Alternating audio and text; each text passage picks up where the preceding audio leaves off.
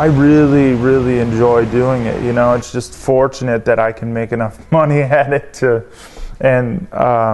do art every day. You know, I'm Chad McDonald, and I got started in art when I was just a little kid. I was always drawing like comic book characters and all that kind of stuff, copying, you know, cartoon characters and whatnot, because I don't know, it was something to do.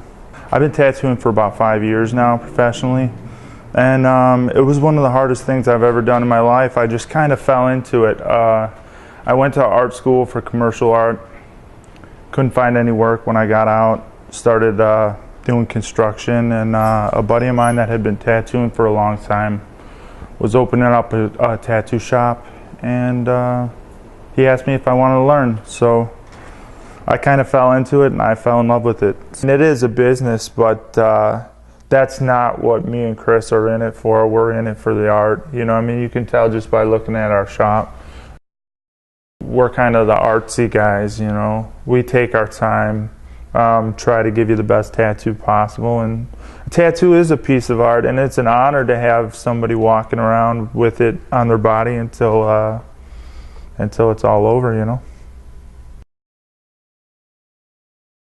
You have to be very versatile as an artist in the tattoo world, and people come to you with a million different ideas. Anything from they want a skull to a cross to flowers to, you know, and it can, you know, it could be a remembrance piece. A lot of people want lettering incorporated into their tattoos, and it's a challenge just figuring out how to do that, you know. I mean, this was actually a paragraph that you put up. Yeah, I know. I do. I remember that. I think I still have nightmares about that. I have a tattoo of my favorite painting, or my favorite painter, Salvador Dali, and it was actually done by the guy you interviewed just a couple minutes ago, my buddy Chris. And I have a guy tattooing me. And then I have a Dali style clock up here. And this whole arm's dedicated to my love of baseball as a child, so this is just one gigantic piece. These are almost photographic. Yeah, it's pretty wild what you can do in the skin if you have the talent to do it. This is sort of like a cartoon realism. But I really like that style.